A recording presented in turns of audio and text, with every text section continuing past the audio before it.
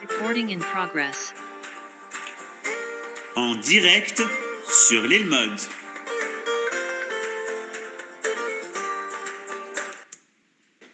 Shalom à toutes et à tous. On se retrouve comme chaque vendredi avec le Rav Yehuda Ben Ishai de la communauté des Emunah Shlema. Shabbat Devarim, Shabbat Razon. Et on a une demande toute particulière de l'Elou Nishmat de Daniel Chevrière. Et pour Simon Nissim Aklan, Ben Sarah et David Aklan, qui est décédé le 6 av en 1916 pendant la Première Guerre mondiale et qui n'a pas de tombe. Donc elle voulait rappeler la mémoire de Simon Nissim Aklan. Bechavod, Arabe. Shalom, shalom à tous et à toutes.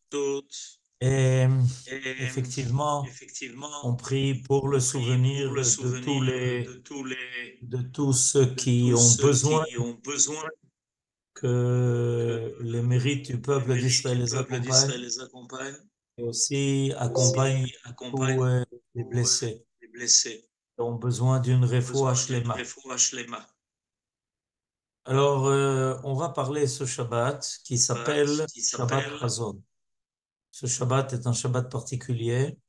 C'est la paracha de Dvarim et il s'appelle aussi Shabbat Hazon en raison de la Haftara. La Haftara est le premier chapitre du prophète Isaïe. Le prophète Isaïe a vécu à l'époque de 4 rois d'Israël. Et il a vu que, évidemment, il y avait de graves erreurs qui se faisaient et au niveau individuel et au niveau collectif. Et comme tous les prophètes d'Israël, il a voulu, évidemment, rappeler son peuple à l'ordre. Ce n'était pas une tâche facile pour les prophètes de rappeler le peuple à l'ordre, parce que en général, on n'aime pas tellement entendre des remontrances, on n'aime pas tellement entendre des reproches, on ne veut pas tellement changer sa voix et essayer de faire des efforts pour surmonter les erreurs qui risquent des fois d'avoir des conséquences graves. Alors, je voudrais parler aujourd'hui en particulier de la Haftara. La Haftara commence par 3 versets que je vais vous lire et qui sont surprenants. Chazon Yeshayahu ben Amoz. Voilà, merci pour de nous présenter ces versets. Chazon Yeshayahu ben Amoz, Asher Chazal Yehuda v'Yerushalayim bimei Uziyahu, Yotam, Achaz, Yechizkiyahu, Malchei Yehuda. Les 4 noms des rois de Yehuda à l'époque de laquelle le prophète Ishayahu se trouvait. Shimu Shamaim ve'azini Eretz ki Adonai diber. Le prophète fait appel. Il fait appel aux cieux et à la terre pour qu'ils soient témoins de ce qu'il va dire maintenant au nom de Dieu. Banim gidalti veromamti. J'ai pris mes enfants, je les ai fait grandir, je les ai élevés au plus haut niveau. Ve'em pasho'ubi, et ils ont fauté envers moi, leur père, puisque on voit que Dieu nous appelle ici ses fils, ses enfants. Et là arrive un verset qui demande à être élucidé. Yada shor konehu, vachamor evus be'alav. Israël lo yada. ami lo itbonan.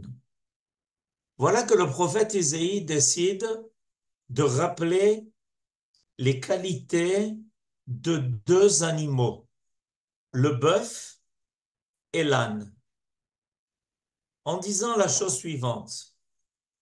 L'âne, auparavant, le bœuf sait qui est son propriétaire. Yada shor koneu.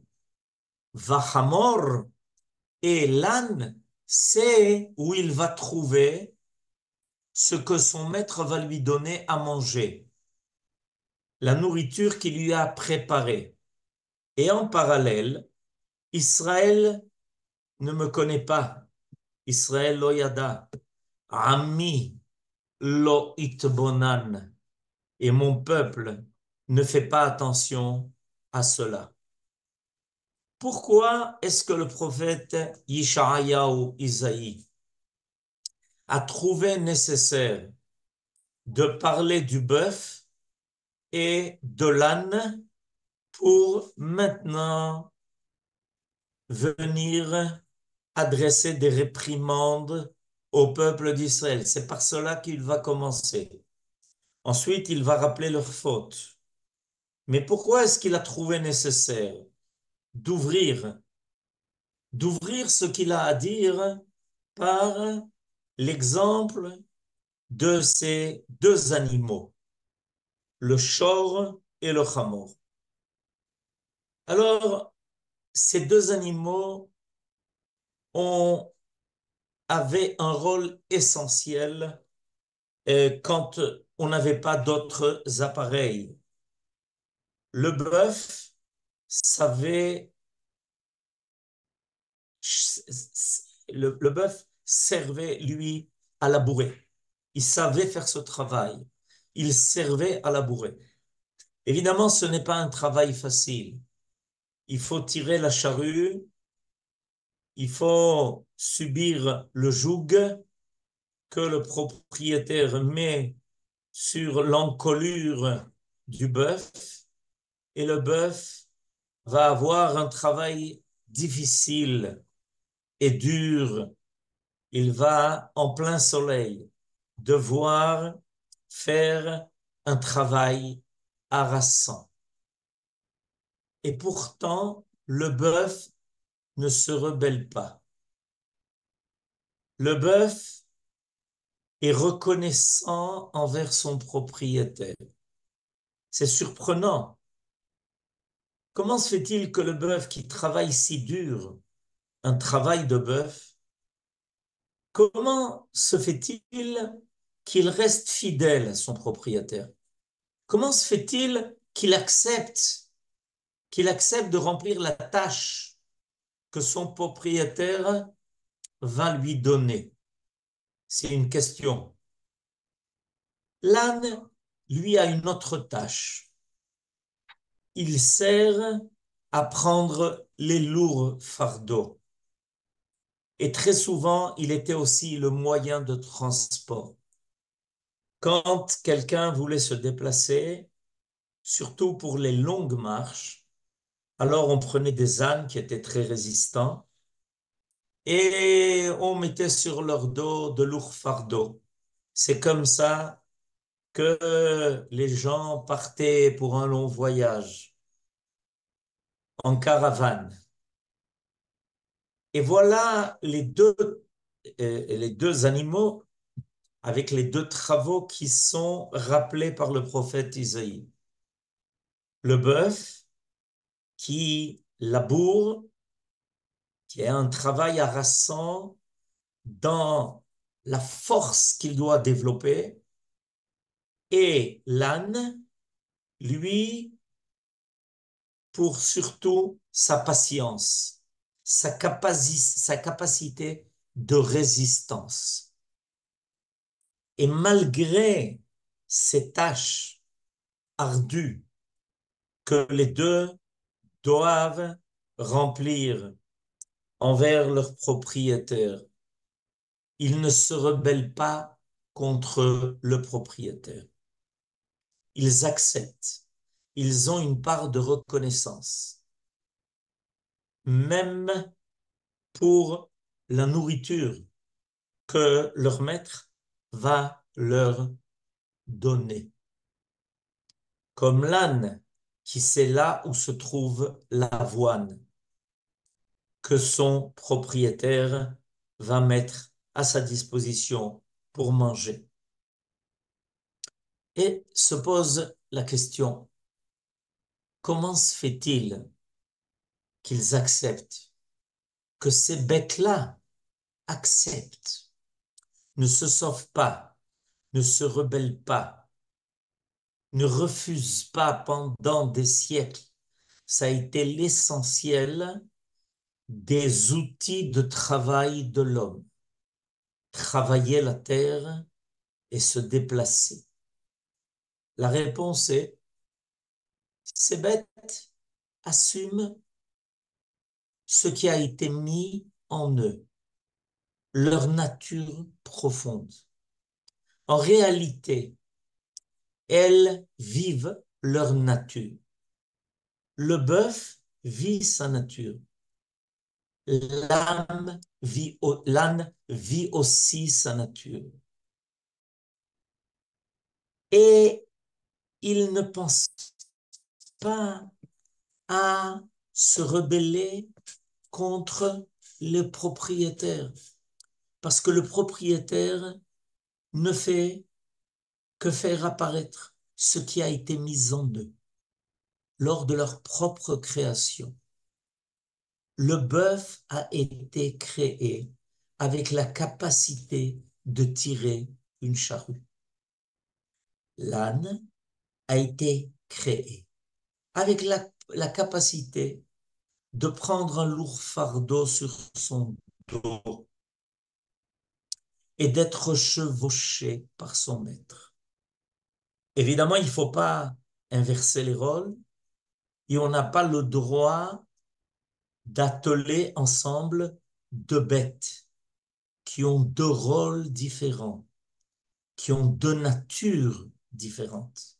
On ne peut pas atteler ensemble le bœuf et l'âne. Mais chacun, à part, remplit son rôle parce que il a cette nature.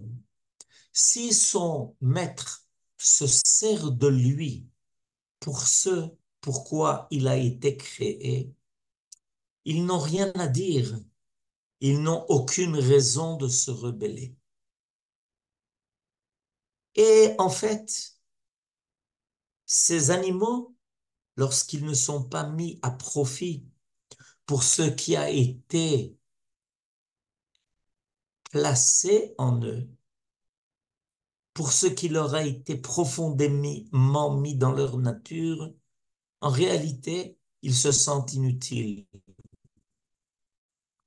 Il vaut mieux être un bœuf qui laboure, qui est guidé par son maître, qui va permettre finalement d'avoir un champ plein de blé, que d'être un bœuf qui va mourir, abandonné sur le côté du champ et dévoré comme une charogne. Il en est de même pour l'âne. Le prophète est en train de donner une grande leçon au peuple d'Israël. On a des fois le sentiment que Dieu nous a donné une lourde tâche, que nous avons reçu une Torah qui exige de nous énormément. Des mitzvot à chaque moment, d'ailleurs, des mitzvot qui ne sont pas toujours faciles à accomplir. Vient dire le prophète au peuple d'Israël à ce moment-là, mais est-ce que vous savez que vous avez été créé pour cela? Est-ce que vous savez que vous avez les forces que d'autres n'ont pas? Est-ce que vous savez qu'en réalité, c'est tout à votre honneur que vous soyez les fidèles serviteurs de votre maître, qui n'exige pas de vous ce qui est au-delà de votre nature, mais qui n'exige pas moins que votre nature, parce que c'est précisément en cela que vous vous réalisez. Par cet exemple que le prophète Ishaïa amène au peuple d'Israël, il est en train de donner une grande leçon. Vous, mes enfants, mon peuple, vous ne recevrez jamais moins que ce qui est nécessaire à votre nature, à votre rôle, à ce qui vous a été attribué, au défi que vous avez à relever. Il y a là quelque chose qui est fondamental et important. Des fois, l'individu ou la collectivité a le sentiment qu'elle a des défis qui dépassent sa capacité. C'est une erreur. Jamais le Créateur ne mettra en face de nous des défis que nous ne sommes pas capables de relever. Mais quelqu'un peut essayer de faire le calcul et de dire, mais enfin, comment on va pouvoir assumer tout cela? Et les calculs sont rationnels, les spéculations vont de train.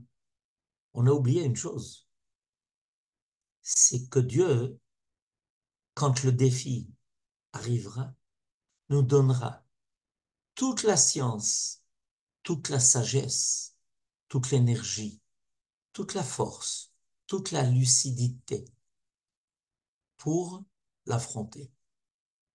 Quand le bœuf commence à labourer, il ne sait pas encore ce qu'il attend. Mais petit à petit, ses forces apparaissent, ses muscles travaillent. Il est encouragé par son maître, qui l'encourage, qui lui fait entendre sa voix, qu'il connaît bien. Et il accepte de coopérer avec son maître. L'âne de même. Au début, quand son maître va lui mettre sur son dos un lourd fardeau, l'âne se demande, mais enfin, comment je vais pouvoir bouger avec cela? Comment je vais pouvoir assumer cela? Mais en réalité, au fur et à mesure qu'il avance, il s'aperçoit qu'il arrive à faire le chemin. Il avance avec patience. Il avance fidèlement aux besoins de son maître. Alors, le prophète Isaïe est en train de dire au peuple d'Israël, sachez que Dieu n'exige pas de vous plus que ce que vous pouvez être.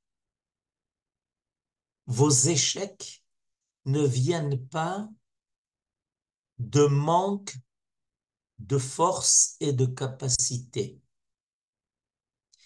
Elles viennent du fait que vous ne reconnaissez pas que c'est votre profonde nature qui en réalité, à travers ce que Dieu exige de vous, apparaît. Dieu veut nous amener au summum de notre être. Et il est intéressant de constater dans notre paracha quelque chose de tout à fait particulier.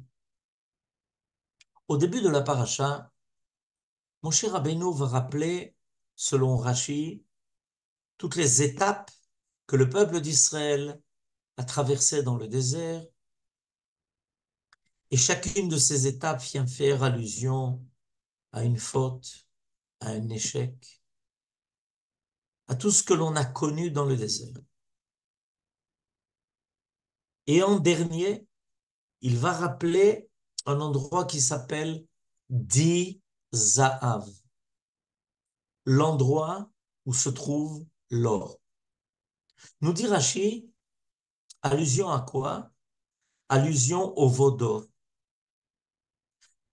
Donc, tout à fait au début de la paracha, Moshe Rabbeinu, par respect et par honneur du peuple d'Israël, ne va pas dire les fautes qu'ils ont commis dans le désert en toutes lettres. Il va se contenter de faire une légère allusion pour ceux qui savent de quoi il parle. Mais à un moment donné, il va quitter cette formule et il va parler en toutes lettres d'une seule faute. Non seulement il va en parler, mais il va en parler longuement. Alors que les premières fautes ne sont sont à peine évoquées, ne sont évoquées que par allusion. Quand il arrive à la faute des explorateurs, la Moshe Rabbeinu abandonne le côté occulté. Et là, il va s'étendre. Et là, il va parler. Pourquoi est-ce qu'il va faire cela avec tellement d'insistance? Pourquoi, lorsqu'il arrive à ce niveau-là, mon cher Rabbeinu, avant de quitter le peuple d'Israël, vous savez que tout le Chumash Devarim, en réalité, c'est le discours que Moshe Rabbeinu a tenu au peuple d'Israël en l'espace de 1 mois et 1 semaine, jusqu'à son départ. Depuis le 1er Shvat jusqu'au 7 Adar, il a dit tout le livre de Dvarim, tout le Chumash Dvarim. Pourquoi Moshe Rabbeinu, quand il va parler de la faute des explorateurs, il va tout d'un coup dire de la façon la plus claire, la plus tranchante, la plus forte: regardez ce que vous avez commis et provoqué. Il va même dire que c'est à cause de cette faute-là que lui ne va pas rentrer en Eretz Israël. Et là, en réalité, il est en train de faire la même chose que ce qu'a fait, ou plutôt disons que le prophète Isaïe, plus tard, qui était presque au niveau de Moshe Rabbeinu, nous disent nos sages, ce que le prophète Isaïe va faire plus tard. Il va dire aux enfants d'Israël: vous ne comprenez pas, en voulant rester dans le désert, vous avez quitté l'appel profond de votre nature. Vous êtes des hommes. Vous êtes un peuple d'Eretz Israël. Vous étiez dédestinés dès le départ, quand j'ai déjà parlé à vos ancêtres, quand je leur ai promis de vous faire rentrer sur cette terre, que votre pleine nature, que toute votre identité ne pourra apparaître véritablement que sur cette terre-là. En ne voulant pas rentrer en Eretz Israël, en ne voulant pas y rentrer, vous avez décidé d'ignorer ce que Dieu a créé en vous. Vous êtes précisément ceux qui ont cette force-là de labourer les champs, de prendre un lourd fardeau, de faire un long chemin et d'arriver jusqu'au bout. C'est le prophète Isaïe qui va nous révéler que le peuple d'Israël a cette force-là, comme la force du Shor et comme la force du Hamor. Il y a effectivement une comparaison qui est faite entre le peuple d'Israël et ces deux bêtes-là, parce qu'elles ont une force particulière. Elles ont la force d'aller en profondeur comme le Shor qui, grâce à la charrue, va faire sortir de la terre tout ce qui s'y cache.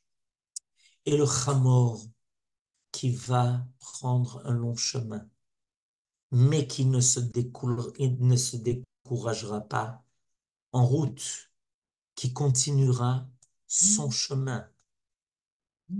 Voilà en fait ce que le prophète Isaïe va dire. Et c'est pour ça que Moshe Rabbeinu est en colère de cette faute-là. Il va le dire en toutes lettres. Regardez ce que vous avez fait. Vous avez voulu rester dans le désert sans que vos forces ne puissent apparaître, se réaliser pour donner ce que vous êtes véritablement. Lui, le Shor et le Hamor, ils reconnaissent que leur propriétaire le fait pour leur bien à eux. Ils ont une raison d'être. Ils ont une raison d'exister. Sans cela, qu'est-ce qu'il vaudrait sans précisément ce rôle, cette tâche, ce labeur? Et on ne voulant pas rentrer en Eretz Israël. C'est comme si le peuple d'Israël avait voulu dire à Kadosh Baruch Hu, nous, on ne veut pas assumer cette tâche. La tâche que tu nous as donnée dans le monde, notre raison d'être, la valeur même de ce que nous sommes. Et Akadosh Baruch Hu nous a donné tellement de moyens pour réaliser ce que nous devons réaliser. Quand nous sommes sortis d'Égypte, nous avons reçu en abondance tout ce qu'il fallait, l'or et l'argent, et tous les matériaux nécessaires pour accomplir le but même de notre présence sur terre. Et au lieu de ça, Moshe Rabbeinu fait allusion en disant, regardez, vous avez reçu de l'or et vous l'avez figé dans un veau d'or. Vous avez reçu tout ce que l'on pouvait espérer pour entrer dans votre terre, la construire et la bâtir, et finalement élever le temple, le Beth Amikdash, qui servira de point de rendez-vous et de rencontre entre Dieu et vous, et même l'ensemble de l'humanité. Et vous avez voulu garder ça dans le désert. Et à quoi ça sert? Rappelons-nous tout ce qui est mis à notre disposition, toute la science, toute la sagesse, toutes nos capacités, tout ce que nous sommes capables de faire. Akadosh Baruch Hu nous le donne dans un but bien précis. C'est être ce peuple qui va faire apparaître la présence de Dieu sur terre. Ne pas garder pour des besoins qui soient égoïstes, pour des buts qui soient tellement petits, illimités. Ça ne réussit jamais. Tant que l'on utilise notre science et notre sagesse pour mettre à profit tous ces moyens dans le but de réaliser ce que Dieu attend de nous, jamais aucun défi qui ne se présentera à nous ne sera irréalisable. En réalité, on est testé. Et on est testé par nos ennemis aussi. Est-ce que nous avons cette force de tout assumer, en sachant qu'on a déjà tout ce qu'il faut pour cela? Ou est-ce que on n'a pas cette conscience? Ce qui a manqué aux gens de la génération du prophète Ishaïa, qui leur dit, mais comment vous ne comprenez pas que tout ce que vous avez reçu, tout ce que vous avez eu, c'est pour être le peuple le plus élevé de la terre, pour amener dans le monde les choses les plus sublimes? Ça serait dommage que vous n'ayez pas la conscience que Dieu a mis au sein de chaque être, comme il l'a fait pour le bœuf et pour l'âne. Voilà la grande leçon et de la paracha de cette semaine et de la haftara que nous allons lire ce Shabbat. Ces remontrances ne sont pas pour nous affaiblir. Ces remontrances sont là pour nous renforcer, pour nous faire comprendre combien nous avons encore tellement de choses à faire apparaître, à faire valoir, et ne pas avoir crainte d'aucun défi qui se présente à nous, parce que en tant que peuple qui a reçu toutes ces forces, nous sommes capables de les réaliser jusqu'au bout. Et on espère, Bezrat Hashem, que les jours qui viennent prouveront une fois de plus combien nous sommes à la hauteur des moyens que Dieu a mis à notre disposition. Amen. Besorot tovot, Yeshuot venichamot. Que le mois de Av se transforme comme étant le Av de notre Géoula, qu'on ait bientôt la possibilité de voir Bezrat Hashem, une lumière énorme, transformer ces jours en jours de lumière pour le monde entier, qui mitzion tetze Torah, ou dvar Hashem Yerushalayim, qu'on ait le mérite de voir Bezrat Hashem, le Beth Amikdash et les enfants d'Israël qui s'enthousiasment dans l'idée de pouvoir être ceux qui sont les armées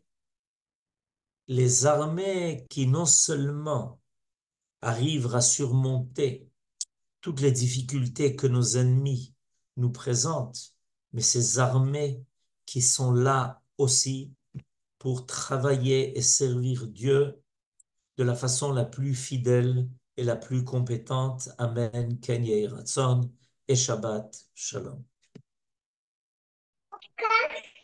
Shalom. Besorot tovot. תודה רבה. תודה רבה. שבת שלום מבורך. שלום לכולם. שבת שלום, תודה רבה. תודה רבה. שלום, שבת שלום, תודה רבה. תודה רבה, שבת שלום. תודה רבה. שבת שלום. שבת שלום לכולם. שבת שלום ומבורך. שבת Shabbat שלום, Shalom. תודה. בבקשה, תודה רבה. Shabbat Shalom. Shabbat Shalom Mubarak Haram. Shabbat Shalom, Mubarak, à bientôt, si Dieu À veut, bientôt, ensemble. si Dieu veut. Shalom. Shabbat Shalom. Shabbat Shabbat Shalom. Shabbat Shalom. Toda Rabba. Shabbat Shalom. Merci d'avoir visionné cette vidéo. Je vous invite à vous abonner à notre chaîne InMode pour plus de replays, de conférences, de cours, d'interviews. Cliquez sur le bouton juste ici et vous êtes abonné à l'InMode. À très bientôt.